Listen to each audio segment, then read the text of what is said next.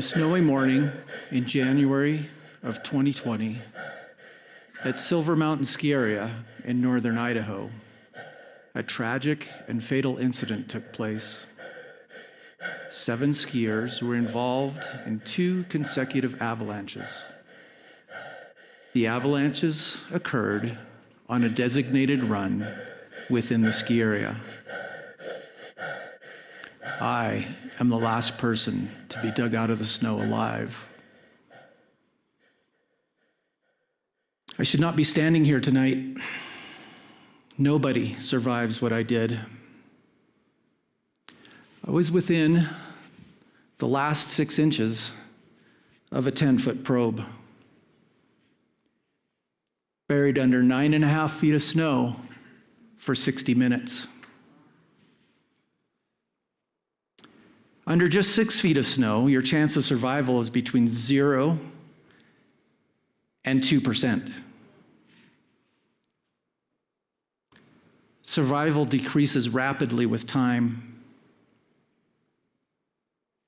At 6 feet deep, rescuers cannot dig fast enough to get you out alive. 9.5 feet for 60 minutes. This is my friend Rebecca.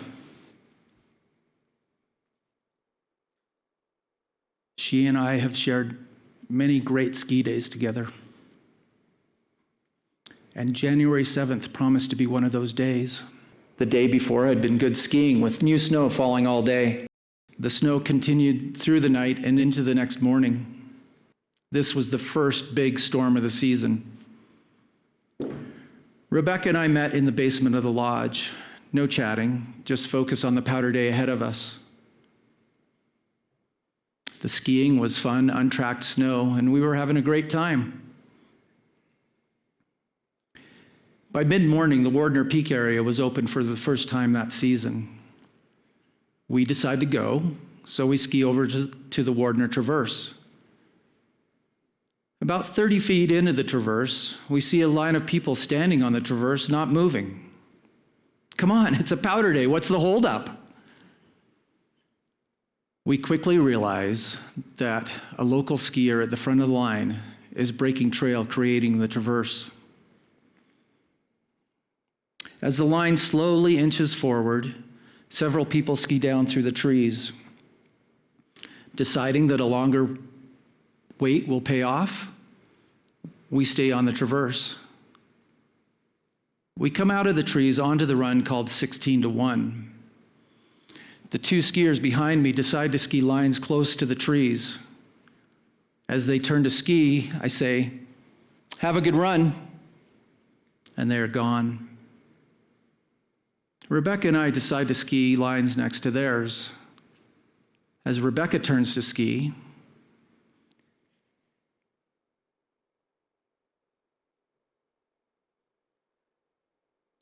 the entire traverse starts to move. Instantly, I'm on my side. I look to the right and watch the slide go to the trees. Trying to find a way out, I look to the left and watch the avalanche go to the nearest ridge. I know there's no escape, no way out of this one. I say to Rebecca, "Hold on, we're going for a ride." She replies, "Stay on top, try to swim." As the snow drags me down the hill, I know I'm going to be buried. It's just a matter of how deep. This is bad. I come to a stop, and the snow comes over me. I can see daylight through the snow. I'm a shallow burial. What can I move? Nothing. Under a foot or so of snow, I am cemented in place. You've got to move something. You can't just lay here. You will suffocate. Try again. I can move my right hand. I claw at the snow. Now my right elbow can move. More snow moving. getting it away from my face. I have a hole to the outside.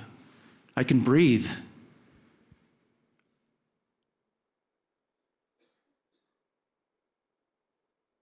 I hear Rebecca yelling for me. I yell back. I tell her, I'm fine, I'm all right. Don't let anybody ski in above us and trigger a second slide. If the first one doesn't kill you, the second one will. Seconds later,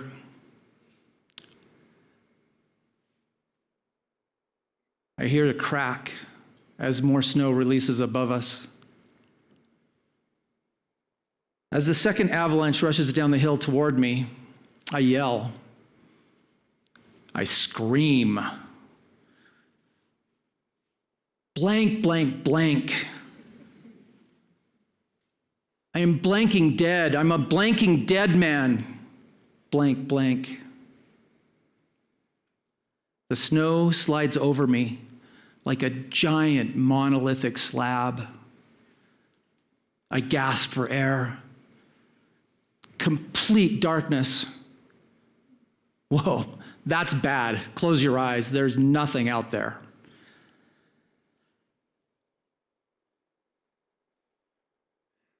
£3,000 of snow crushing down on me. Imagine 15 of me piled on top of you. I'm vacuum packed like a piece of meat. The pressure is everywhere. Gravity ceases to exist. I'm suspended in snow, cut off from the outside world. Instantly, I assess my situation. I've got all my gear: hat, goggles, gloves, poles, skis. I know there's no sign of me on the surface. I'm not wearing an avalanche beacon because we're skiing in bounds. I don't know if Rebecca was buried by the second avalanche, so I don't know if I have an eyewitness.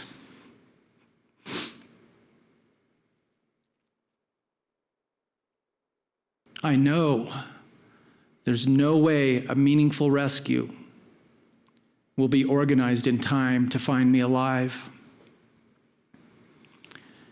My training and experience doing avalanche mitigation and rescue work tell me this is not a survivable situation.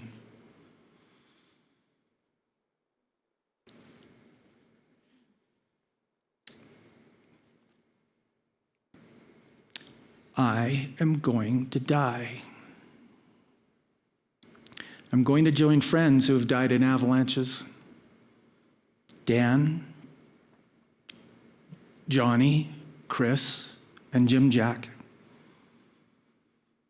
I think of my family, Ruth, my wife, Natasha, our daughter, her husband, our grandchildren, the great-grandchildren I had hoped to teach to ski one day, all the birthdays, graduations, and weddings.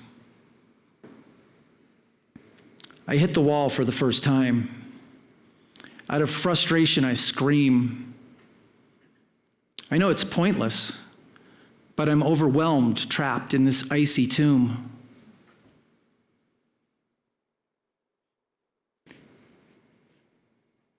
Being buried alive is terrifying. Terrifying. Giving into the scream is uncontrolled terror. The pain created by losing control is indescribable. Let's get out of there and back to where I'm just trapped, struggling to breathe.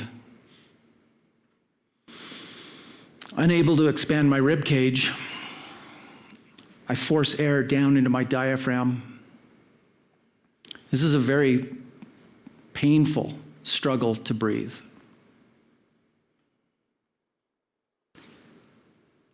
I can feel my breath coming back at me off the snow. With every breath, I can feel ice building up. With every breath, more and more CO2. I should be unconscious within 5 minutes, 10 minutes at the most. 15 minutes in this situation is absolutely unthinkable. I hit the wall several more times while buried. I can only lay still for so long before being consumed by the need to move. I push, my muscles contract, but there's no movement. I strain hard enough to bring blood to the surface of my forehead. I clench my jaw hard enough to crack my teeth. Torture.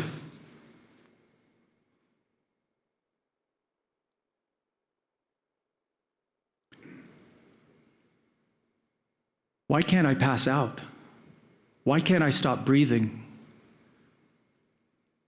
Then a thought. If you want to give anybody any chance of finding you, you have to try to stay calm. You have to try to control an uncontrollable situation.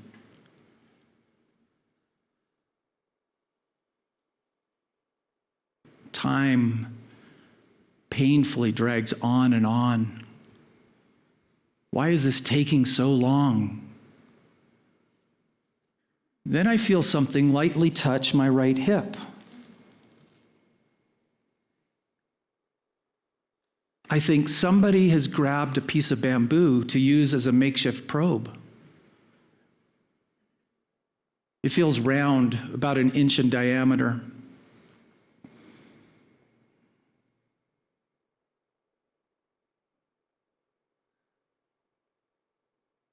I desperately want to grab it. There are people up there. I must be less than 6 feet deep if they can reach me with bamboo. I wait for more probes.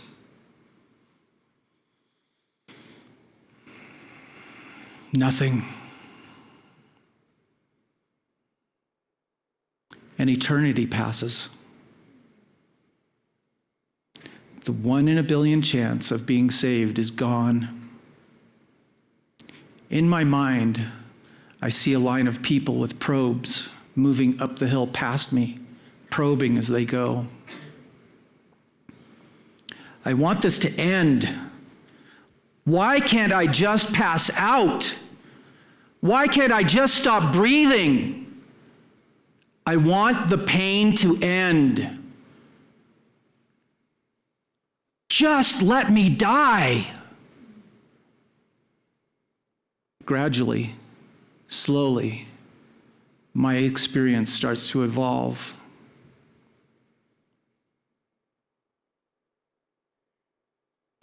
I'm getting warm and comfortable. I can be warm and go to sleep. Hypothermia. My consciousness is getting smaller. The fog of hypoxia. I'm slipping away. The end is near.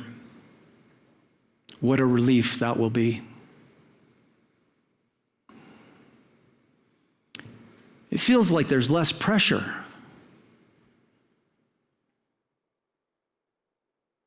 My tomb seems to be brighter. Dim light coming from above. Is that movement? What's happening?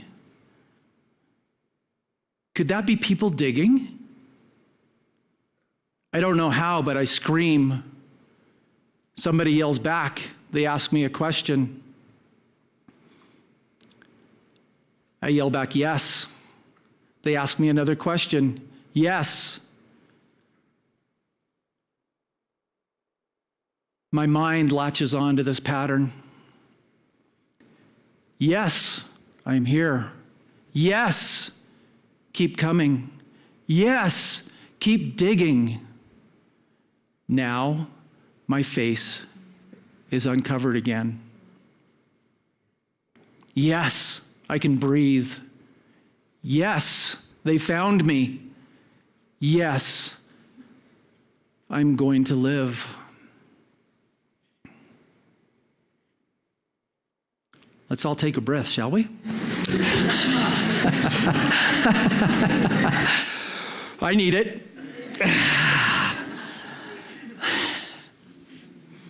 The 70-year-old volunteer ski patroller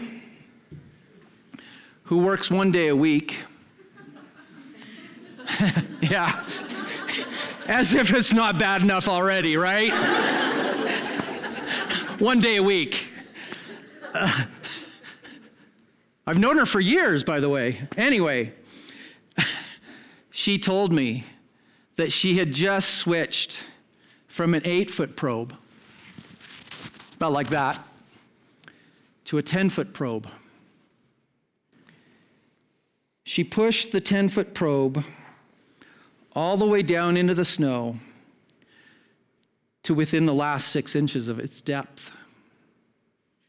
She pulled the probe all the way out and was going to move on when she thought, that might have been something. She pushed the probe back into the snow and reported a possible strike.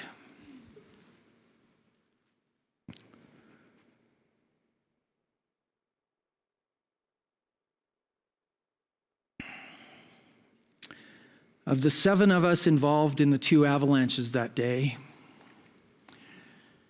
Rebecca was partially buried up to her chest.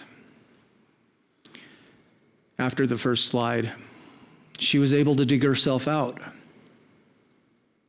While trying to uncover Bill's face, the second avalanche hit her from behind and threw her 20 to 30 feet down the hill, where she was partially buried again.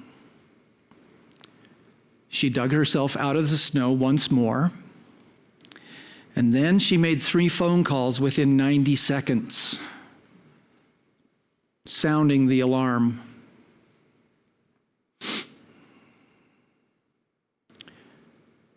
Warren, the skier creating the traverse, was partially buried.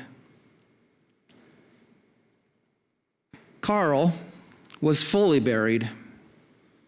He was dug out of the snow at about 30 minutes.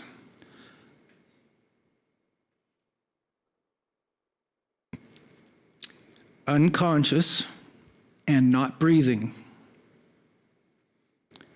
Bill was also fully buried. He was dug out of the snow at about 50 minutes, unconscious, but breathing. Next came me.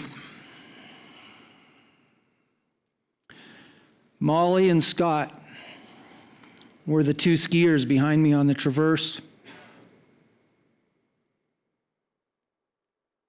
Scott was found at about 8 o'clock that night.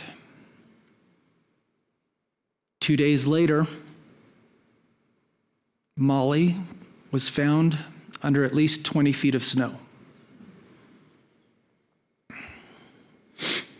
5 of us were fully buried. 3 of us did not survive: Karl, Molly, and Scott. Rebecca's actions in the aftermath of the 2 avalanches saved 3 lives.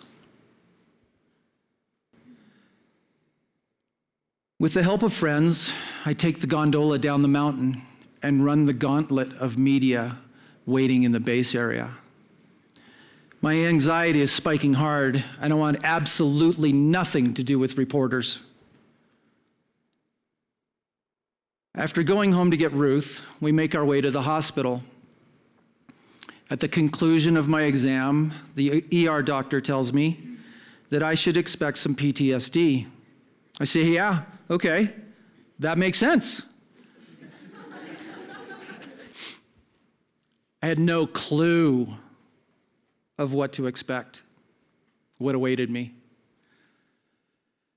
I spent most of January unable to leave the house.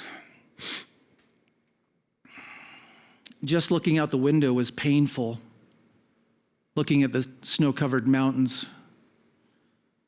I would spend hours in bed, buried under the covers, depriving myself of light and oxygen. At the time, this felt like home.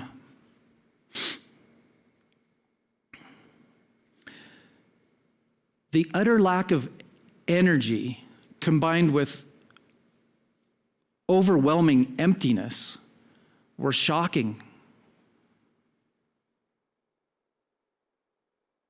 The disconnect was surreal. Nothing felt real. My brain felt like a baby rattle that someone else was constantly shaking.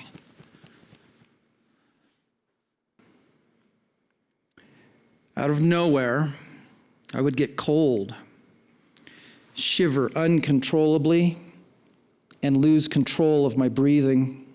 The symptoms persisted for months, and some linger to this day. By the end of the month, I had to get out. I had to escape. I had to leave our home and go away. By mid-February, we found ourselves here in Big Sky, working as ski instructors. This was a very safe, welcoming, and therapeutic environment for me to start recovery. This community welcomed us with open arms. Then March 15th happened. Big Sky shut down, and the pandemic lockdown began. I was plunged back into isolation. Back home at our condo, we went for weeks locked up in 475 square feet. Ruth had nearly died of pneumonia a few years earlier, so going to the store to get milk felt like a life-threatening activity. The weather was cold, gray, and rainy. Not a good environment for recovery. After weeks of isolation, COVID stress, and PTSD, I found myself in the basement with a gun in my hand.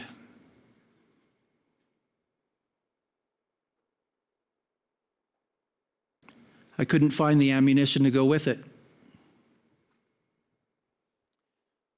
Ruth had wisely hidden it from me, giving her time to intervene. December 9th,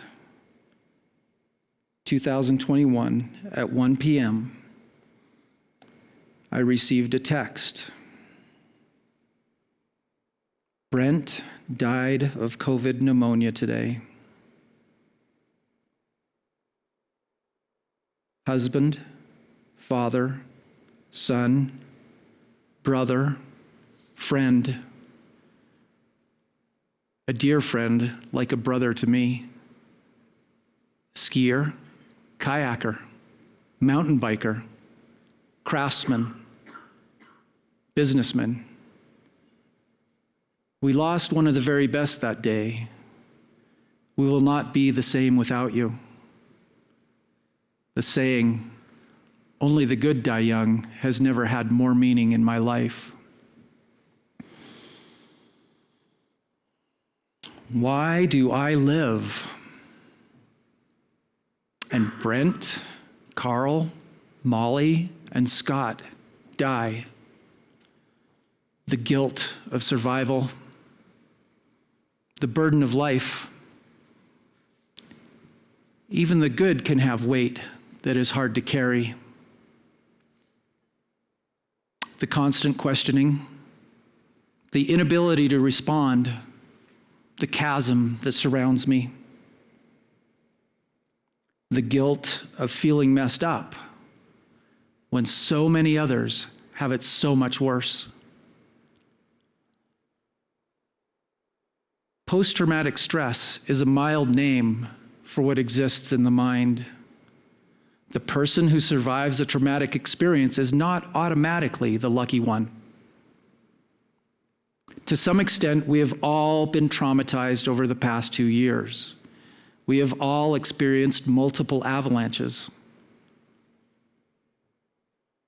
So what am I learning from these experiences, these events? What can I share? While buried, I knew I was going to die.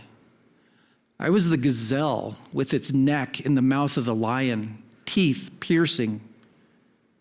I wanted the lion to bite down hard and fast.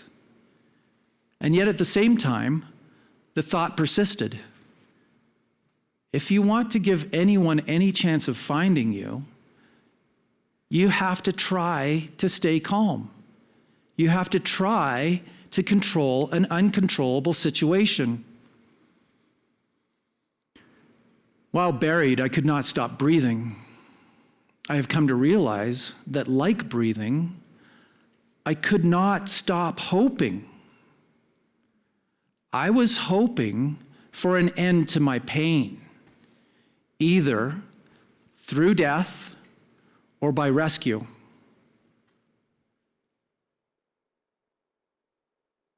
I'm not talking about hopefulness, the feeling of cheery optimism. I'm talking about an elemental component, an attribute of human nature that is universal and fundamental. We do not fight without hope of winning. We do not flee without hope of escape. We do not freeze without hope of being undetected. We choose the option that we feel offers the best outcome, the most hope. We can't let go of hope. It is not possible to not hope. It is integral to who we are. Even when we are doomed, we hope for something.